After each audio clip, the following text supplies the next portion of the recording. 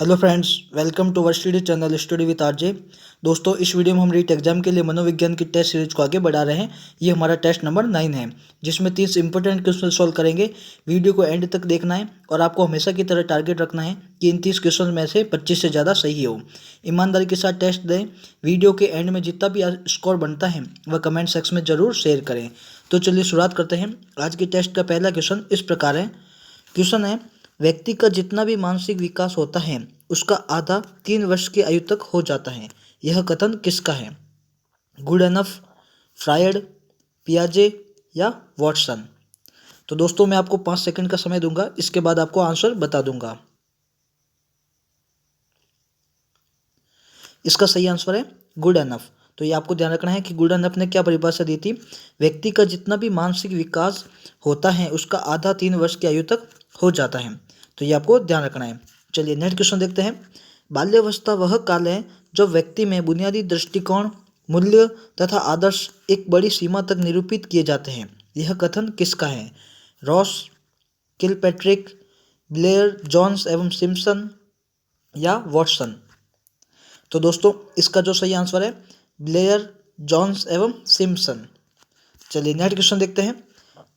शैक्षिक दृष्टिकोण से जीवन चक्र में बाल्यावस्था में महत्वपूर्ण और कोई अवस्था नहीं है। यह कथन किसका है? स्टैंग, ब्रूस, ब्लेयर, जॉन्स एवं सिम्पसन या कॉल्सेनिक? तो इसका जो सही आंसर है ब्लेयर, जॉन्स एवं सिम्पसन।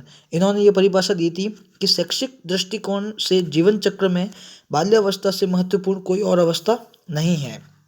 चलिए नेक्स्ट क्वेश्चन देखते हैं। किशोरावस्था शैशवावस्था की पुनरावृत्ति है। यह किसने कहा?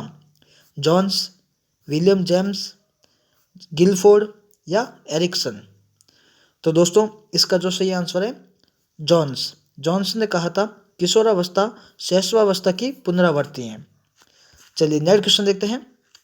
लड़कियों की लंबाई बढ़ती है 12 वर्ष तक, 16 वर्ष तक, 18 वर्ष तक या 20 वर्ष तक? तो दोस्तों, इसका जो सही आंसर है 16 वर्ष तक लड़कियों की लंबाई बढ़ती है। ऑप्शन नंबर 2 सही होगा। चलिए आगे देखते हैं।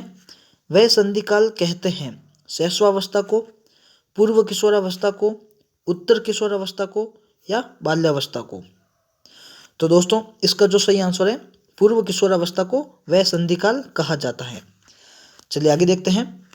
वांछित व्यक्तित्व होता है अंतर्मुखी, संवेग स्थिर, बहिर्मुखी या मनस्तापी? तो इसका जो सही आंसर होगा संवेग स्थिर। संवेग स्थिर वांछित व्यक्तित्व होता है। चलिए आगे देखते हैं। छात्र के असामान्य व्यवहारों के अध्ययन के लिए निम्नलिखित में से किस प्रणाली का प्रयोग सही है? अंतर्दर्शन प्रणाली का, व्यक्ति इतिहास प्रणाली का, समाजमिति प्रणाली का या विकासात्मक प्रणाली का? तो दोस्तों, इसका जो सही आंसर है व्यक्ति इतिहास प्रणाली का। चलिए नेक्स्ट क्वेश्चन देखते हैं। निम्न में से व्यक्तित्व मापन की विधि नहीं है। निरीक्षण, भ्रमण, शारीरिक परीक्षण या साक्षात्कार? तो दोस्तों, व्यक्तित्व मापन की जो विधि नहीं है वह भ्रमण व्यक्तित्व मापन की विधि नहीं है। इसका आंसर क्या होगा? Second number option. चलिए नेक्स्ट क्वेश्चन देखते हैं। जुंग ने व्यक्तित्व का सिद्धांत दिया।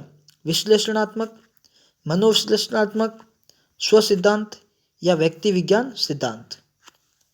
तो दोस्तों, युंग ने जो व्यक्तित्व का जो सिद्धांत दिया था वह है विश्लेषणात्मक। तो ये आपको ध्यान रखना है।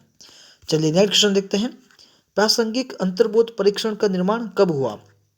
1975 में, 1935 में, 1945 में या 1965 में? तो दोस्तों, इसका जो सही आंसर है 1935 में। प्रासंगिक अंतर्बोध परीक्षण का निर्माण 1935 में हुआ था। चलिए नेक्स्ट क्वेश्चन देखते हैं। स्कूल के गेट के पास से अपने छात्रों को घटिया भोजन सामग्री खरीदने से रोकने के लिए आप क्या करेंगे? विक्रेताओं को स्कूल के गेट के पास से हटाएंगे, छात्रों को बाहर जाने के लिए कहेंगे, प्रिंसिपल को सूचित करेंगे या छात्रों की सभा में घोषणा करेंगे कि उन्हें ऐसा भोजन खरीदने से बचना चाहिए? तो दोस्तों, इसका जो सही आंसर है ऑप्शन नंबर 4 में क्या कहा है कि छात्रों की सभा में घोषणा करेंगे कि उन्हें ऐसा भोजन खरीदने से बचना चाहिए। तो ये आपको ध्यान रखना है। चलिए नेक्स्ट क्वेश्चन देखते हैं। दिवा स्वप्न देखने वाला प्रसन्न रहता है नियंत्रण से, तर्क से, कल्पनाशीलता से या इनमें से कोई नहीं। तो जो दिवा स्वप्न देखने वाला जो प्रसन्न रहता है वह कल्पनाशीलता से रहता है। चलिए आगे देखते हैं। समायोजन दूषित होता है कुंठा से, संघर्ष से, उपयुक्त दोनों से या इनमें से कोई नहीं। तो जो समायोजन से दूषित होता है वह कुंठा से भी होता है और संघर्ष से भी समायोजन दूषित होता है। तो इसका सही आंसर है ऑप्शन नंबर 3 उपयुक्त दोनों। चलिए नेक्स्ट क्वेश्चन देखते हैं। दबाव की स्थिति का एक उदाहरण है असफलता या सफलता, शारीरिक अस्वस्थता, आक्रमण या सामाजिक असामान्यता। तो जो दबाव की स्थिति का जो उदाहरण है वह है असफलता या सफलता। ऑप्शन नंबर 1 सही है। चलिए आगे देखते हैं। किशोरों में द्वंद्व उभरने का प्रमुख कारण क्या है? अवसरों की प्रतिकूलता, पीढ़ियों का अंतर, निराशा या समायोजन का अभाव। तो दोस्तों इसका जो सही आंसर है अवसरों की प्रतिकूलता। ऑप्शन नंबर 1 सही है। किशोरों की द्वंद्व उभरने का प्रमुख कारण है अवसरों की प्रतिकूलता। चलिए आगे देखते हैं। एक स्कूल से भागने वाले बालक के अध्ययन की सर्वाधिक उपयोगी विधि है सर्वेक्षण विधि, प्रश्नावली विधि, केस स्टडी या प्रयोगात्मक विधि। तो एक स्कूल से भागने वाले बालक के लिए अध्ययन की जो सर्वाधिक उपयोगी विधि है वह है केस स्टडी। ऑप्शन नंबर 3 सही है। चलिए नेक्स्ट क्वेश्चन देखते हैं। परीक्षा में असफल होने वाला विद्यार्थी शिक्षक के पक्षपात की शिकायत कर सकता है। यह किस बात का उदाहरण है? औचित्य स्थापन का, प्रक्षेपण का, दोष युक्ति का या पहचान का। तो दोस्तों इसका जो सही आंसर है प्रक्षेपण का उदाहरण है। प्रक्षेपण में होता है परीक्षा में असफल होने वाला विद्यार्थी शिक्षक के पक्षपात की शिकायत कर सकता है। यह इस बात का उदाहरण है, तो प्रक्षेपण का ध्यान रखना है। चलिए नेक्स्ट क्वेश्चन देखते हैं। पावलोव के शास्त्रीय अनुबंधन में पहले भोजन इसके बाद ध्वनि उत्पन्न की गई, पहले ध्वनि इसके बाद भोजन प्रस्तुत किया गया, भोजन एवं ध्वनि साथ साथ प्रस्तुत किए गए या सिर्फ भोजन प्रस्तुत किया गया। तो जो पावलोव का जो शास्त्रीय अनुबंधन सिद्धांत था उसमें पहले ध्वनि व उसके बाद भोजन प्रस्तुत किया गया था। तो ऑप्शन नंबर 2 सही है। चलिए नेक्स्ट क्वेश्चन देखते हैं। अधिगम का मुख्य घटक है उद्दीपक, लक्ष्य, बाधाएं या अभिप्रेरणा। तो दोस्तों इसका जो अधिगम का जो मुख्य घटक है उसका सही आंसर है अभिप्रेरणा। ऑप्शन नंबर 4 सही है। चलिए नेक्स्ट क्वेश्चन देखते हैं। अधिगम तुरंत हो जाता है, अधिगम में समय लगता है, अधिगम ज्ञान से पूर्व ही हो जाता है या उपरोक्त में से कोई नहीं। तो दोस्तों अधिगम होता है, अधिगम में समय लगता है। ऑप्शन नंबर 2 सही है। चलिए नेक्स्ट क्वेश्चन देखते हैं। अधिगम में सबसे पहले भूमिका होती है आत्मीकरण की, समायोजन की, अनुकूलन की या अनुक्रिया की। तो अधिगम में सबसे पहले भूमिका होती है आत्मीकरण की, तो ये आपको ध्यान रखना है। चलिए नेक्स्ट क्वेश्चन देखते हैं। अधिगम का प्रमुख उद्देश्य होता है आनंद प्राप्त करना, समय व्यतीत करना, भविष्य में किसी कार्य में सहायक होना या उपरोक्त में से कोई नहीं। तो दोस्तों इसका जो सही आंसर है भविष्य में किसी कार्य में सहायक होना। ऑप्शन नंबर 3 सही है। अधिगम का प्रमुख उद्देश्य भविष्य में किसी कार्य में सहायक होना। चलिए नेक्स्ट क्वेश्चन देखते हैं। विकास को प्रभावित करने वाले प्रमुख कारक कौन से हैं?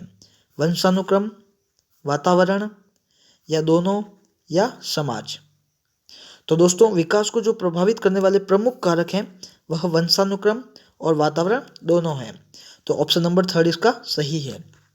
चलिए नेक्स्ट क्वेश्चन देखते हैं। यदि ज्ञान को एक संरचनात्मक प्रतिमान में न प्रस्तुत किया जाए तो वह शीघ्र ही स्मृति में धारण हो जाएगा, विस्मृत हो जाएगा, परिपक्व हो जाएगा या स्थायी हो जाएगा। तो दोस्तों इसका जो सही आंसर है विस्मृत हो जाएगा। चलिए आगे देखते हैं। निम्न में से कौन सी में ज्ञानात्मक प्रक्रिया है? खेलना, मिलजुल कर रहना, चिंतन या दौड़ना। इनमें से किसमें ज्ञानात्मक प्रक्रिया है? तो इसका सही आंसर है चिंतन में। चिंतन में ज्ञानात्मक प्रक्रिया होता है। चलिए नेक्स्ट क्वेश्चन देखते हैं। शिक्षा का अधिकार अधिनियम देश भर में कब से लागू हुआ? 1 अप्रैल 2009, 1 अप्रैल 2010, 1 मई 2010 या 1 जून 2009। तो दोस्तों शिक्षा का अधिकार जो अधिनियम है RTE एक्ट 2009, यह देश भर में 1 अप्रैल 2010 को लागू हुआ था। जम्मू कश्मीर को छोड़कर 1 अप्रैल 2010 को लागू हुआ था पूरे देश भर में, लेकिन अब तो जम्मू कश्मीर में भी लागू हो गया है। चलिए नेक्स्ट क्वेश्चन देखते हैं।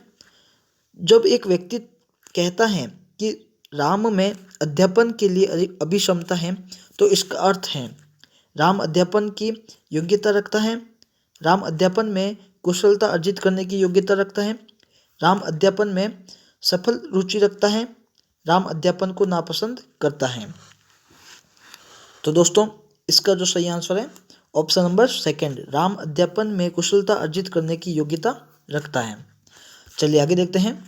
निम्न में से कौन सा आनुवांशिकता में निर्धारित नहीं होता है? अभिक्षमता, अभिवृत्ति, बुद्धि या व्यक्तित्व।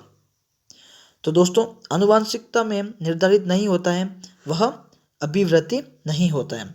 अभिवृत्ति को इंग्लिश में बोलते हैं एटीट्यूड, तो ये भी आपको ध्यान रखना है। आनुवांशिकता में निर्धारित नहीं होता है अभिवृत्ति। चलिए नेक्स्ट क्वेश्चन देखते हैं। विचारों, भावनाओं तथा अभिवृत्ति का संयुक्त जो व्यक्ति उनके स्वयं के बारे में रखते हैं क्या कहलाता है? शरीर प्रतिमा, स्वज्ञान, स्वप्रत्यय या शरीर ज्ञान। तो दोस्तों इसका जो सही आंसर है स्वप्रत्यय। स्वप्रत्यय में कहा है कि विचारों, भावनाओं तथा अभिवृत्ति का संयुक्त जो व्यक्ति उनके स्वयं के बारे में रखते हैं उसको क्या कहते हैं? स्वप्रत्यय। तो इसका सही आंसर है थर्ड नंबर ऑप्शन। तो दोस्तों आज के ये 30 इंपॉर्टेंट क्वेश्चन थे जो पूरे सिलेबस के अकॉर्डिंग है। आपको ईमानदारी के साथ ये टेस्ट देना है और अपना जो भी स्कोर बनता है वह कमेंट सेक्शन में ज़रूर शेयर करें। तो इसको अगर ये अच्छा लगे तो इसको लाइक, शेयर और सब्सक्राइब जरूर कीजिएगा। धन्यवाद।